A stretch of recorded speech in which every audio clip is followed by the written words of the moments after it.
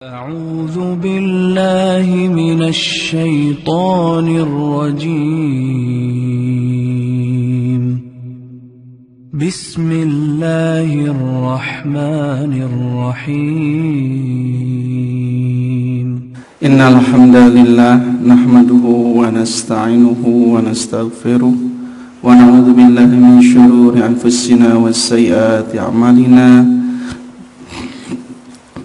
من يهد الله فلا مضل له ومن يضلل فلا هادي له. أشهد أن لا إله إلا الله وحده لا شريك له وأشهد أن محمدا عبده ورسوله. Amma ba'du. Alhamdulillah, bersyukur kepada Allah dengan kudrah irada Allah. Kembali pada hari ini kita masih diberikan kesempatan untuk menikmati hidup, mensyukur nikmat Allah dengan senantiasa memanfaatkan usia yang Allah berikan kepada kita dalam ketaatan. Dan insyaallah seperti biasa kita akan mengkaji ayat-ayat Al-Quran, mendekatkan diri kita dengan kalamullah agar semakin dekat dengan Allah, semakin dekat dengan janji Allah. Iqra'ul Qur'an fa innahu ya'ti yaumal qiyamah syafi'an li ashabi. Bacalah Al-Quran karena Al-Quran akan menjadi syafaat pada hari kiamat untuk bagi para pembaca.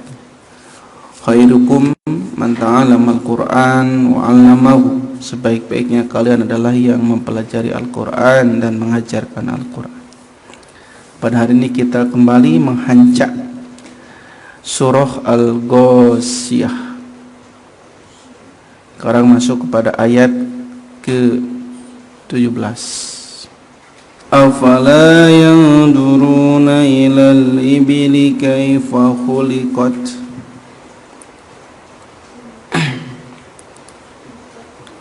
Maka apakah mereka tidak memperhatikan bagaimana unta diciptakan?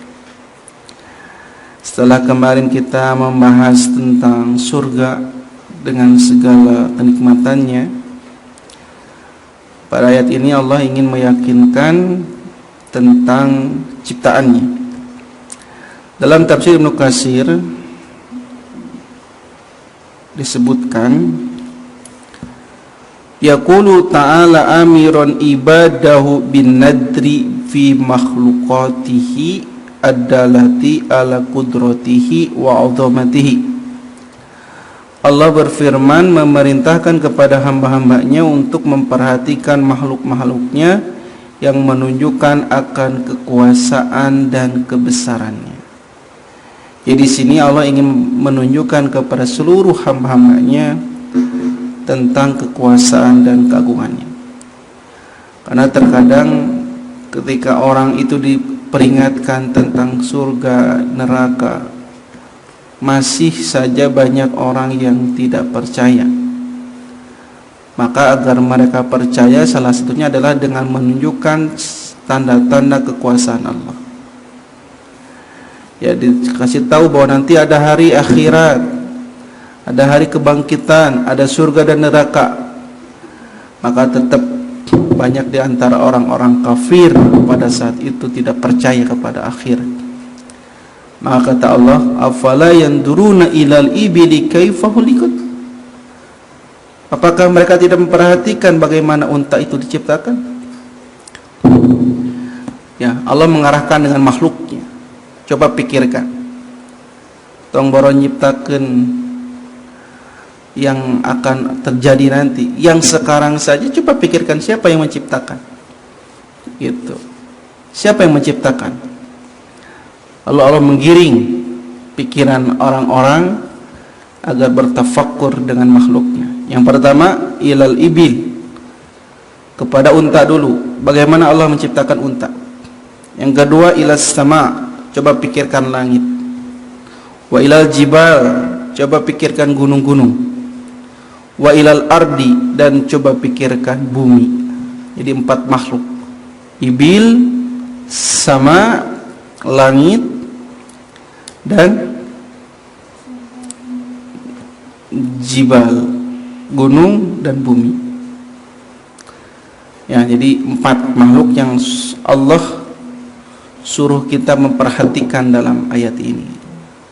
Untuk apa? Untuk menunjukkan kekuasaan dan keagungan Allah Subhanahu wa taala.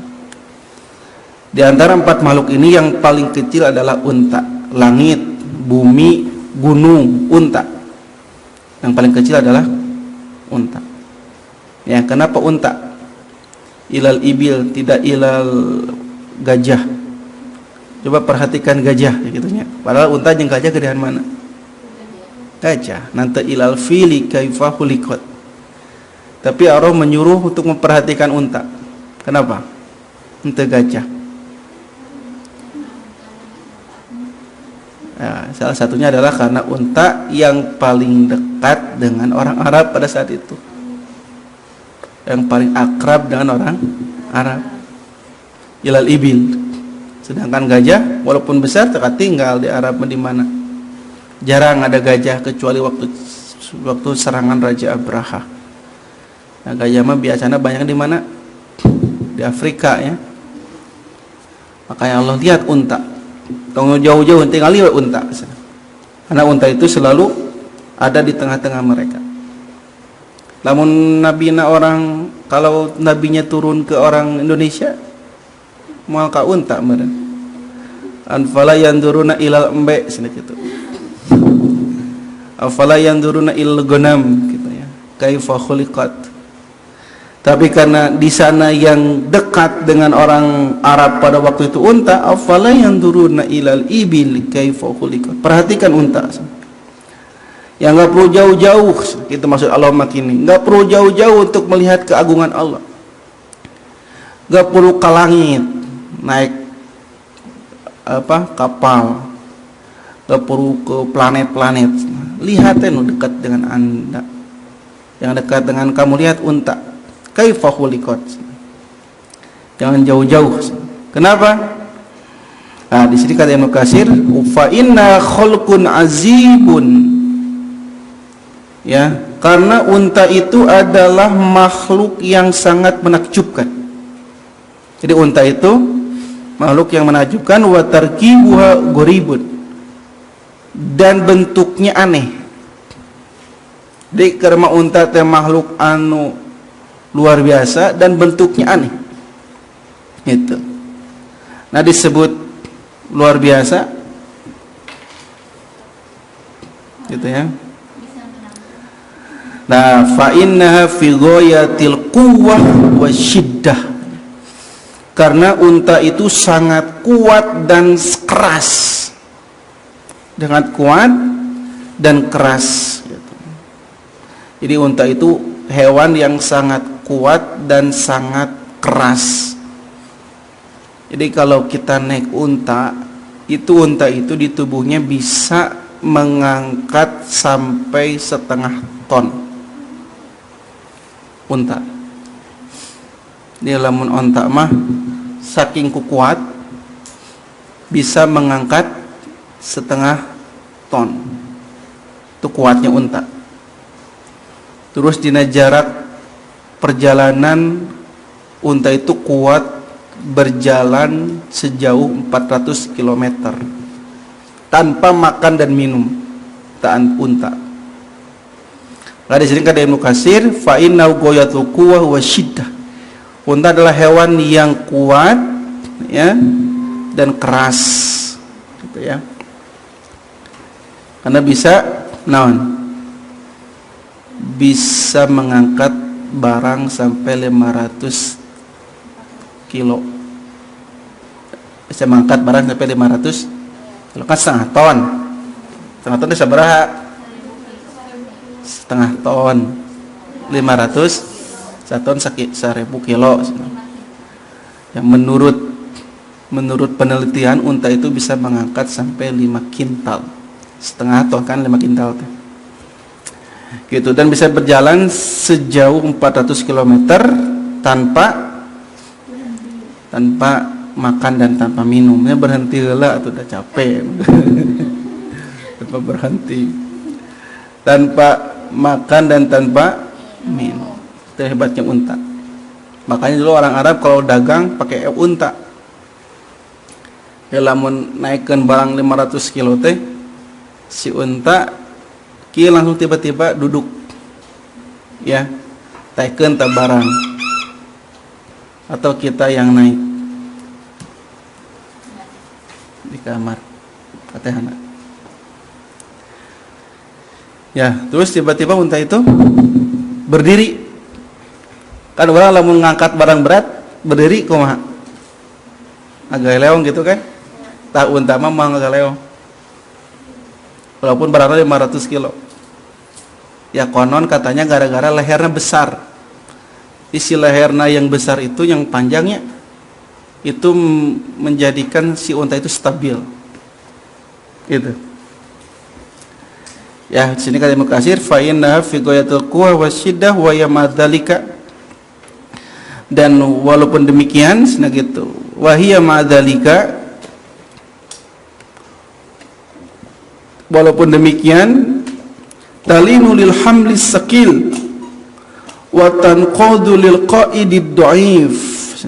Unta itu walaupun demikian dalam hewan yang jinak untuk angkutan yang berat dan tunduk pada pengendali, walaupun pengendalinya orang yang lemah. Di sana aja nu naik na budak leutik, unta mah hewan yang paling nurut. Hewan yang paling nurut pisan. Itu unta. Ya, jadi hewan yang sangat luar biasa. Kenapa? Hewan yang paling kuat, penurut. Ada orang Arab lamun mencit onta, teu siga mencit sapi. Mun mencit sapi mah kumaha? Kudu digubrageun heula ku sabaraha orang.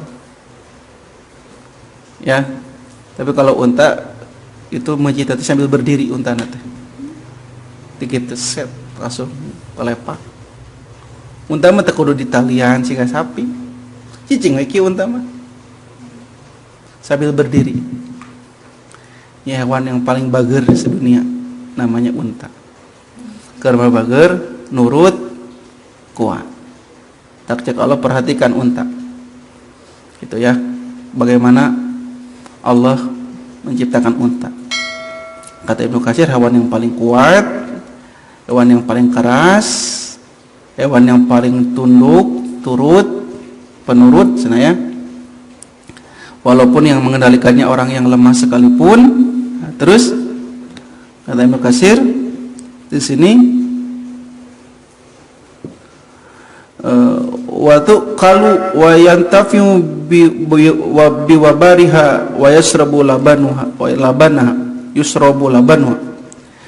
Hewan yang dagingnya bisa dimakan, gitu kan? Bulunya dapat bulunya dapat dimanfaatkan, air susunya bisa diminum,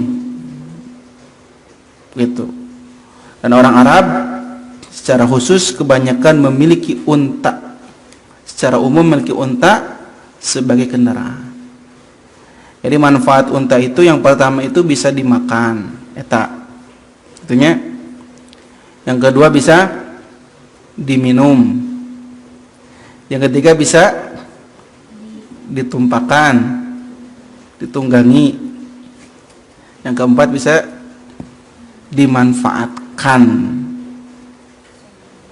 untuk bisa bermanfaat untuk dimanfaatkan dengan mudah. Unta bisa dimakan, bisa. Bahkan daging yang paling enak itu adalah daging unta. Di daging unta mas nah kata beja ecek cenah. Si kolesterol teh 0. Tidak ada kolesterolan. Daging unta 0 kolesterol. Ya. Pernah cobaan daging unta belum? Belumnya. Sama Ustaz belum. Kata beja 0 kolesterol. Jadi mau menyebabkan darah tinggi muas. Daging unta enak dimakan. Kan salah satu hewan yang dijadikan kurban unta, sapi, domba. Kerbnya sapi itu beberapa bagian daripada sapi. Karena sejenis. Kerbau aja sapi, nan beda nasi kerbaunya sapi. Pena kerbau jeung sapi mah pahili baju gitu keur mandi gitu. Pas mandi bareng kerbau jeung sapi gitu. Gitu aya salpot pepe lumpat pahili bajuna. Mata kalau meninggal sapi kan bajuna teh sok paranjangnya. Kan logor gitu lah. Munding kerbau ngerat patah. Eta teh cerita teh pahili baju pas mandi bareng. Jadi gitu. Asbabul kurunyung nate. Di kerbau yang sapi teh pahili acup. Jadi ngabahas kerbaunya. Tah gitu. Jadi unta bisa dimakan, hewan yang mahal.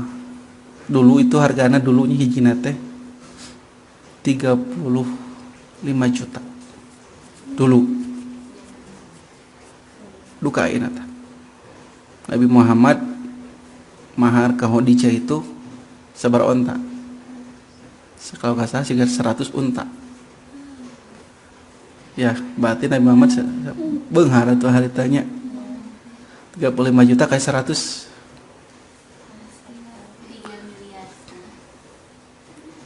35 juta kali 100 3 triliun ada penny.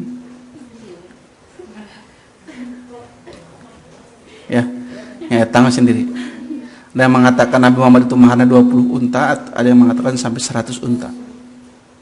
Khadijah, kepada Khadijah.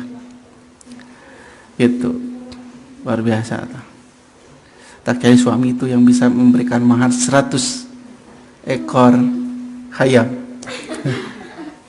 Hayam boiler anak nak. Ustaz berani tak? Ekor hayam anak nak. Itu ya.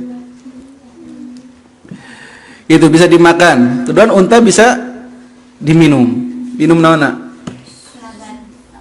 Susu naon? Susu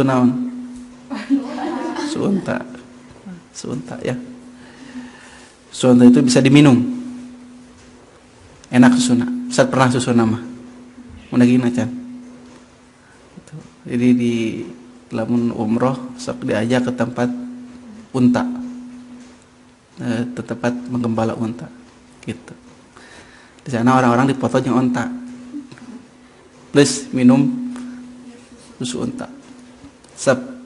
Pelit-pelitna orang Arab, miskin-miskinna orang Arab, lamun ningal susu unta pasti masihan. Teteh. Ngan harita mah beli soalnya terus jadi komoditi gitu ke para pengembalaan.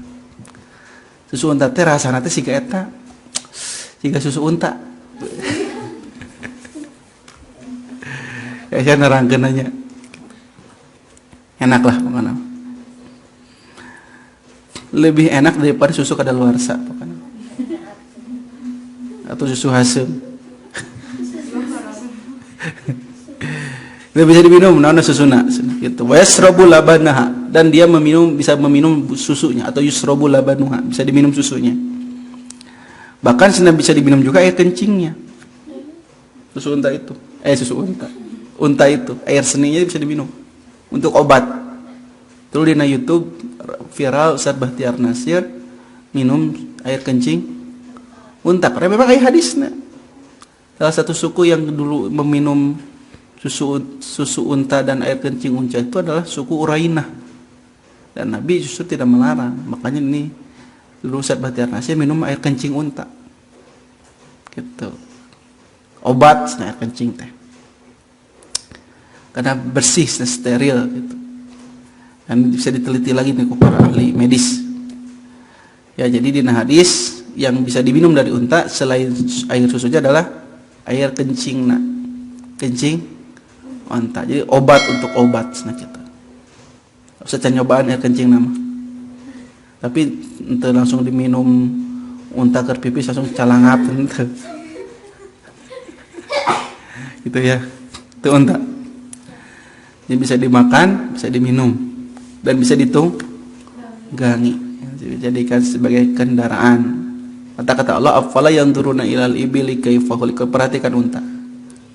Unta bisa mengangkat sampai 0,5 ton dengan jarak 400 kilo. Gitu ya.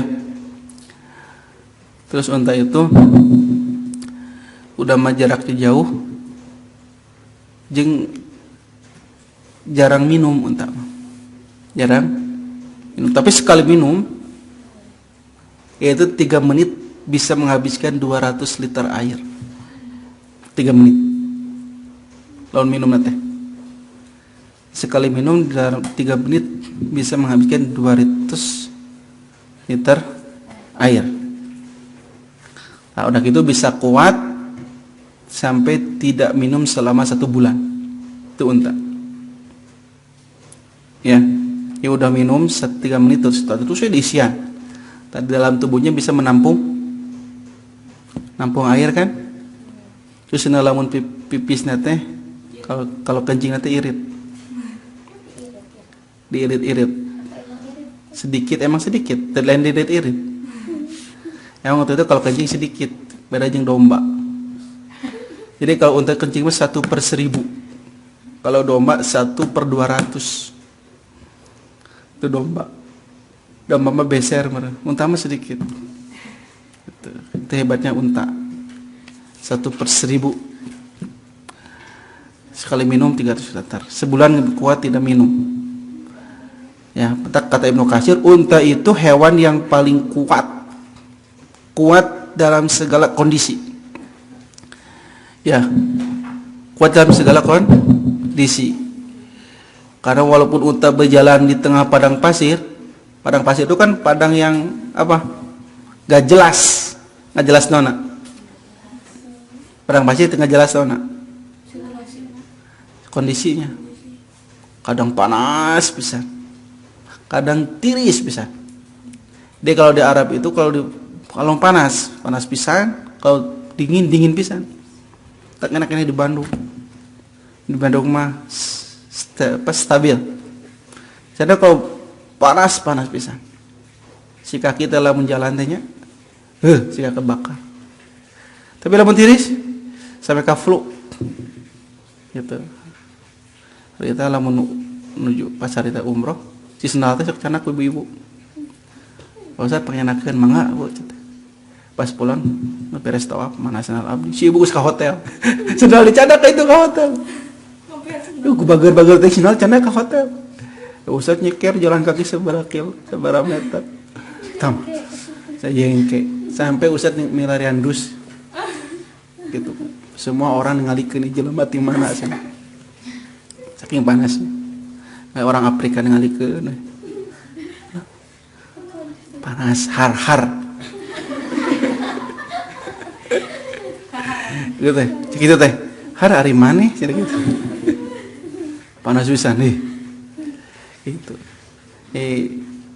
Terus sering gitu tah. Tiap beres tawaf sendal hilang. Coba si ibuna bager teuing gitu. On bikin judul sendalku hilang di Masjidil Haram. Dan hilang tapi dicanak. Ya gitu ya. Yang bahas sendal. Ya panas lah gitu. Unta mah kuat dalam situasi panas. Panas kuat.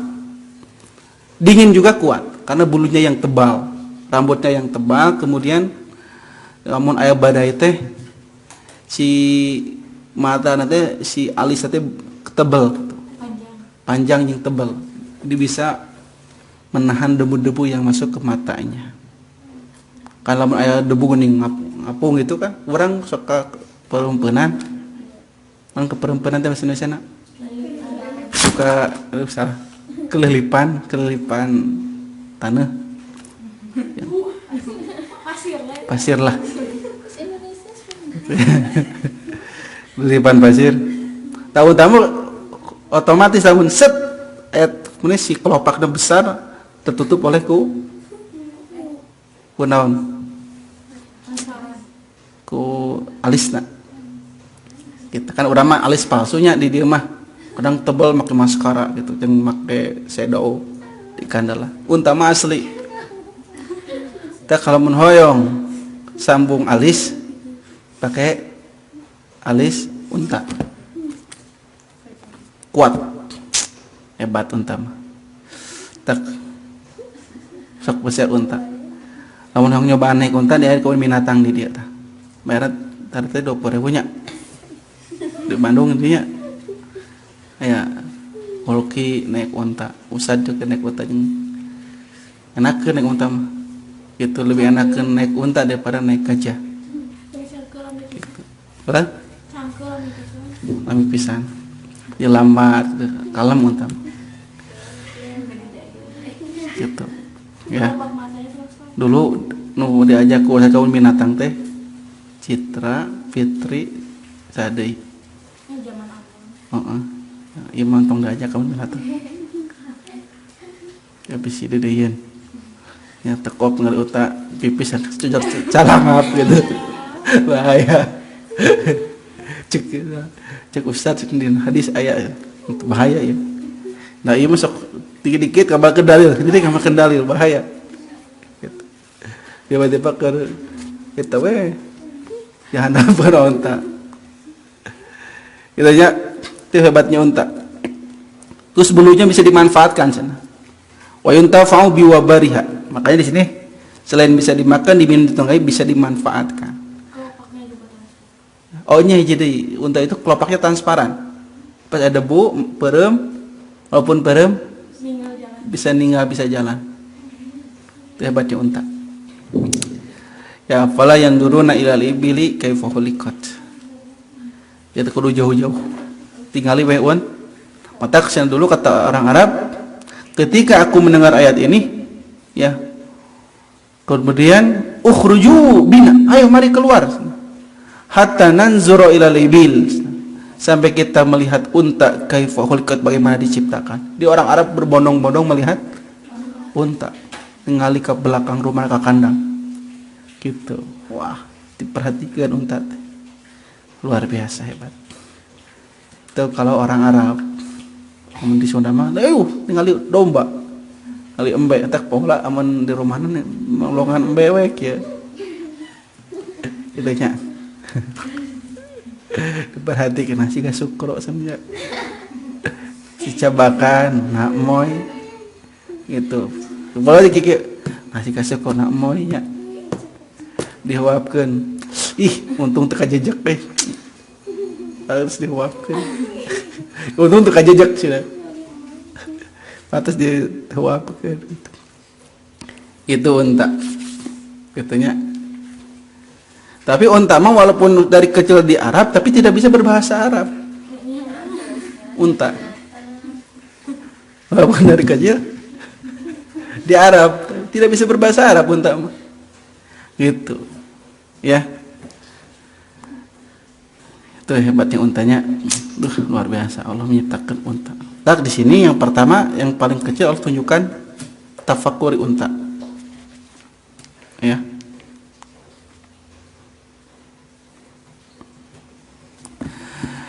Itu unta. Afala yanzuruna ilal ibili kaifa khuliqat. Tadi ayatnya surah Yasin ayat 20. Jadi dalil tentang unta ini ada dalam Al-Qur'an surah Yasin ayat sebenarnya 23 gitu.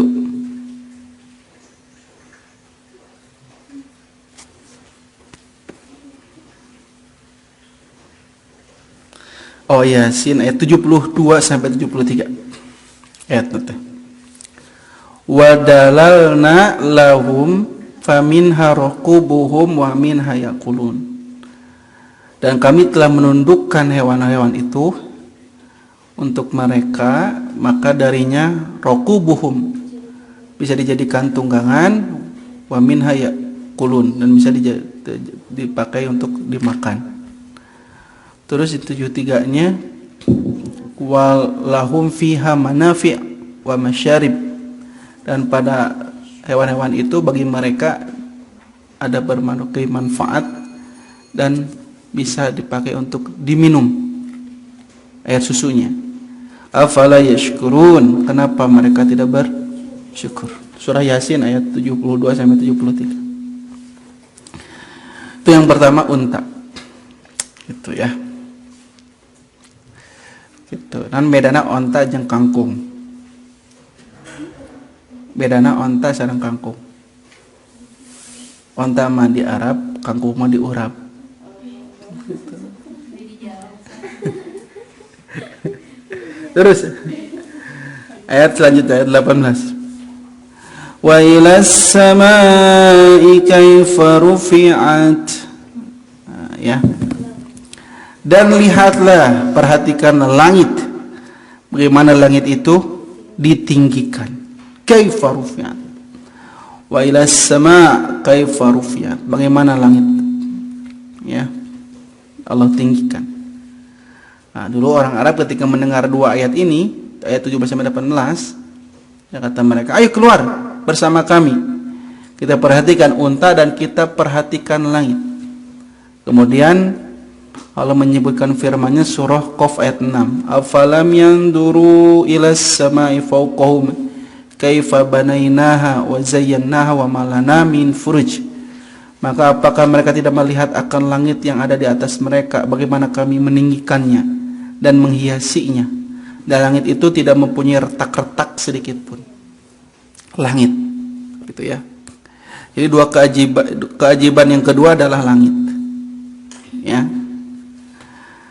Dalam surah Qaf ayat 6, juga dalam surat Ghafir ayat 57.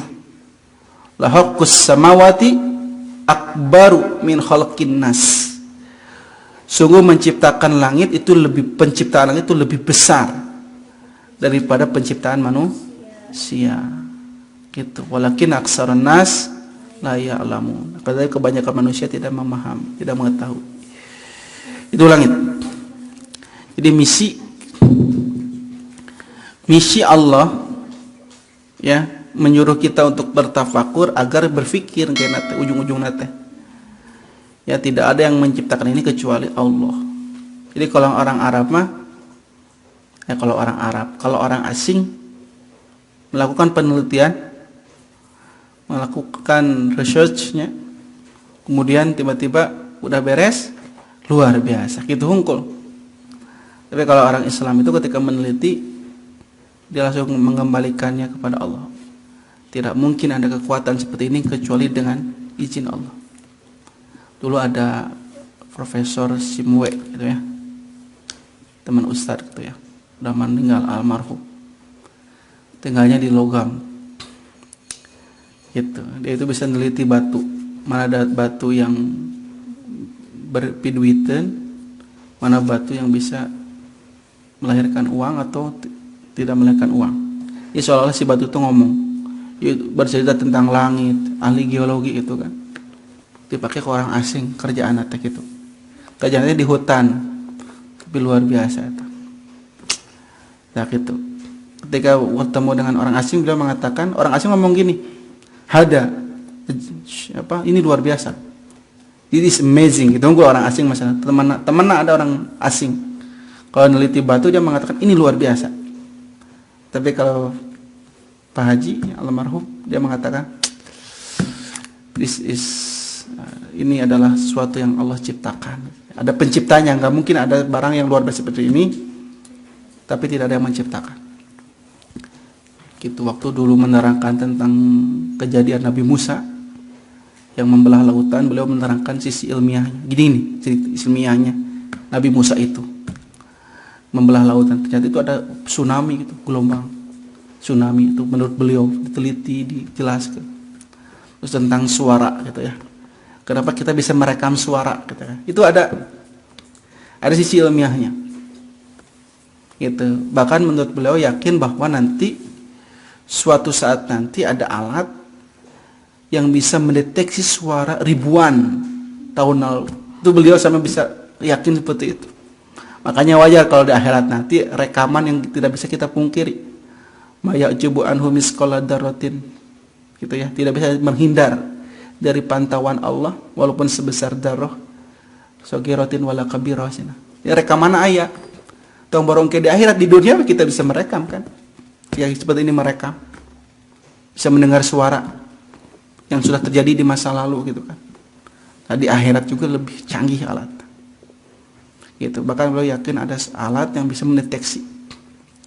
Maka ketika berbicara tentang hadis Nabi yang banyak perdebatan gitu ya, kata beliau coba cek tahun itu terjadi gitu. Gitu. Jadi beliau itu sangat yakin. Taklamono Coba cek. Bahas ayat-ayat tentang kauniyah yang terjadi tentang alam. Usah cari ayatnya di Ibnu Katsir. Kadang surat-surat anu mengandung tentang kehebatan Allah dalam menciptakan langit dan bumi. Berikan ke dia, langsung diteliti. Ini. Ida samaun fatarat, itu diterangkan ilmiahna kumaha. Apabila langit terbelah, tak gitu tak diterangkan. Itu hebatnya beliau. Cuman kalau beliau baru meninggal. Gitu ya. Alhamdulillah. Afalam yanzuruna ilas sama, perhatikan langit. Dan Allah menyebutkan langit dalam Al-Quran sebanyak 310 kali. Baik dalam bentuk mufrad ataupun dalam bentuk jamak. Kadang-kadang sama, kadang-kadang samawat. Ya, kalau kita hitung satu persatu, berapa kali Allah menyebutkan kata langit dalam Al-Quran? Allah menyebutkan kata langit dalam Al-Quran 310 kali kurang lebih. Teman-teman percaya etang misalnya lihat. 310 kali. Saking pentingnya kita memperhatikan langit. Gitu. Subhanallah. Dan tinggi langit itu kalau kita lihat ilmu langitnya. Jadi di bumi sampai langit itu jarak nanti sampai 46 juta kilometer. 46 cenah jadinya. Jadi jarak bumi sampai langit itu 46 juta kilometer. Kumahanya. Makanya langit berapa lapis? Berapa lapis? 7 lapis. Anu lapar mah ratusan eta. 7 lapis. Setiap lapis satu ke lapis kedua ke lapis ketiga itu jaraknya 46 juta kilometer. Maka tidak akan pernah ada yang bisa menembus langit. Karena bisa astronomi menembus langit ke bulan. Belum tembus ke langit, belum sampai ke bulan. Bulan mah salah satu benda yang ada di bumi, yang ada di langit, tapi belum tembus ke langit yang sebetulnya. Gitu. Ya, jangankan untuk ke langit ke-7, ke langit ke-1 pun. Gitu. Andaikan aku bisa pergi ke langit ke-7, akan kubawakan bulan kepada dirimu. Sama bullshitnya itu ya. Di langit itu 46 juta kilometer jaraknya. Yang kita lihat ke atas itu mah awan. Langitnya tidak kelihatan secara jelas sebetulnya. Nah, saking tingginya Allah ciptakan dalam surah Ar-Ra'd, rafa'as samawati bighairi amadin tarawnaha. Allah ciptakan langit, Allah tinggikan langit itu tanpa tiang. Jadi bisa tegak di atas tapi tanpa tiang. Luar biasa. Siapa yang menciptakan langit tanpa tiang? Ya Allah. Lamun langit tanpa tiang, kumaha bisa tegak? Gitu ya. Bagaimana langit itu bisa tegak? Kata Al-Quran surah Al-Hajj ayat keberapa ya?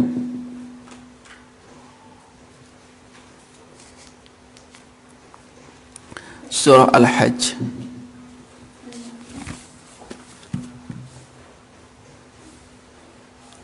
ayat 65. Wa yumsikus samaa an taqa'a 'alal ard illa bi'izni.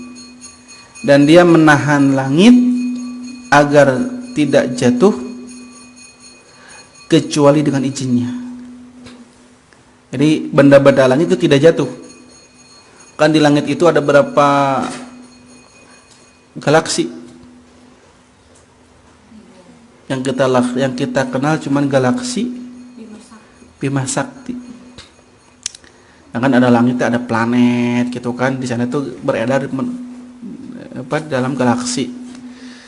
Tadi langit itu sebetulnya ada 100 miliar galaksi. Beja ya kayaknya. Dulu saya kan pernah belajar geografi.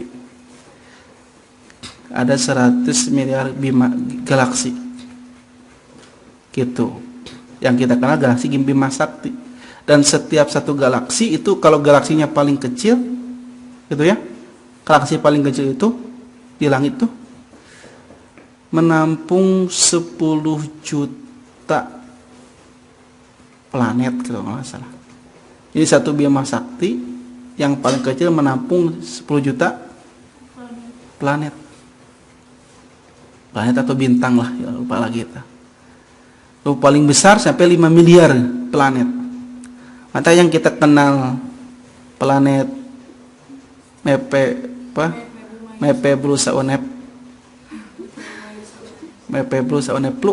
dulu begitu kan? Merkurius, Venus, Bumi, Mepebu, Saonep. Oh ya. Merkurius, Venus, Bumi, Saturnus, Neptunus, Mars, Mepebu, Mayus, Oneplu. Dulu kan cok ya, Mepebu, kita banget nih, mereka hafal. Nah sekarang menjadi planet yang ada di Margahayu Raya sekarang. Kan orang kan tinggal Saturnus enak. Orang mah aneh, Saturnus utara, Saturnus timur. Kan di galaksi kita aya di situ. Yang dulu katanya Pluto adalah planet, sekarang baru ketahuan Pluto itu adalah nama bintang gitu kan, bukan planet. Saking kecilnya kita tinggali, ya itu teh planet bintangnya gitu ya. Gitu ya. Dan ada planet-planet yang lain. Jadi kita itu sangat kecil. Kalau diteropong di luhur, orang teh sekedar nawan. Dibandingkan benda langit. Tak perhatikan langit. Dulu itu pernah main ke itu Boska di Lembang. Yang pernah diajak di sini siapa ya? Gak pernah nyentong lah si Dedeyeun. Dia bisa lihat ini neropong bintang malam-malam. Ustaz pernah kayak itu. Kudu malam, mungkin siang, malam-malam. Jadi pagi sampai sorenya mainlah ke Tangkuban Perahu, ke Tunggulilingan, jalan-jalan ke tempat wisata. Malamnya main ke Boska. Dan neropong planet Venus. Yang kelihatan itu Venus waktu itu. Yang Ustaz lihatnya ngelihat Venus jam bulan. Pakai alat. Ya hilal di sana. Kita jalan-jalan tentang ke Cugondewa, hayo ieu mah. Ke tempat-tempat yang bisa menambah kita keimanan atau iman. Ustaz ke Cugondewa, penuh ke Cugondewa sama mobil teh.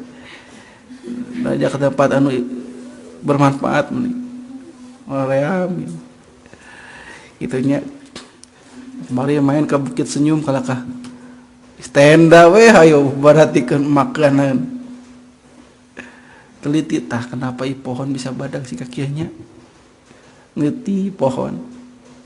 Sebagian bumi teliti, nah bumi teh kieunya. Akhirnya ayat selanjutnya menerangkan tentang jiba gunung yang kita aya lapisan tanah di bawahna gunung teh. Itu untuk ayat selanjutnya insyaallah. Jadi planet di langit itu ada 100 miliar galaksi. Kita hanya bisa menembus galaksi Bima Sakti, bukan menembus, bisa mengetahui satu galaksi. Dan belajar planet-planet dan jutaan benda-benda langit. Ya, yang kalau jatuh, sana idas samaun fatorat, apabila langit sudah mulai terbelah, di sanalah. Maka langit sudah tidak bertasbih lagi. Terjadilah kehancuran. Ya, maskina wa yumsikus sama di surat Al-Hajj. Allah masih menahan.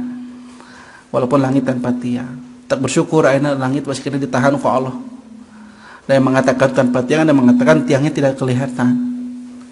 Inti nama Allah menahan untuk kita semua agar benda-benda langit tidak jatuh. Dan matahari pun jaraknya pas sekali.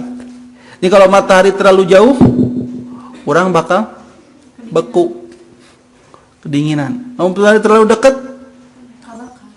kabakar. Batak yang sedang-sedang saja. Sekarang pas matahari itu terbit dari timur, tenggelam dari barat, pas tete. Ya, jadi ini merupakan wailas sama kaifa rufiat. Perhatikan langit bagaimana diingat. Jadi lamun ningali di gunung teh kieu aya langit teh. Nah, hanya bisa kieu. Perhatikan. Ya, perhatikan.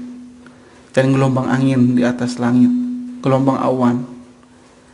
Ya, jadi itu yang menentukan luar biasanya kapal bisa terbang di langit itu kan ningali faktor atas. Ya, ada kapal nabrak awan, tiba-tiba oleng, gitu. Ya, ya begitulah surah Al-Ghasyiyah sampai ayat berapa? 17, 18. Nanti minggu depan bahas Al-Ghasyiyah ayat 19-20, insyaallah. Oke, untuk iman rahimakumullah dimanapun berada, di rumah dan di studio. Demikian tafsir surat Al-Ghasyiyah ayat ke 17-18. Allah mengingatkan kita agar selalu bertafakkur dengan makhluknya, dari mulai yang terkecil sampai yang terbesar. Di sini Allah menyuruh kita memperhatikan unta dan langit. Ya, tapi ada juga nanti kita bisa memperhatikan hewan lain. Coba perhatikan ucing misalnya, perhatikan tumila, gitu kan? Namun paling kecil kan tumila. Siapa yang mengundang tumila ke dalam kasur kalian? Perhatikan kutu, sok saya merhati kutu. Dan kutu kupret, gede. Kutu, dia seharusnya kutu kan dia gegetret baik. Perhatikan kutu. Siapa yang mendatangkan kutu? Kata apa jujur di kepala orang ayah kutu? Tiba-tiba nah ayah kutunya udah dikuramas, kayaan di kutu teh, gitu. Itu teh sini sebuah bahan tapakuran, ya, untuk kita selalu ingat kepada yang menciptakan. Kutu wae, reungit wae. Nah, itulah dalam merupakan menunjukkan kudrah wa azamati, kekuasaan dan keagungan Allah Subhanahu wa taala. Oke, demikian dapat yang disampaikan. Insyaallah kita akan lanjutkan di episode yang akan datang. Terima kasih atas perhatiannya. Mohon maaf bila ada kekurangan dan kesalahan. Subhanakallahumma bihamdika asyhadu an la ilaha illa anta astaghfiruka wa atubu ilaik.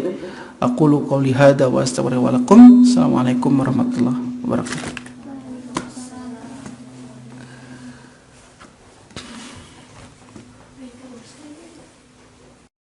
Bagian teman-teman, mohon kita amalkan Quran surah 58 ayat 11 ya.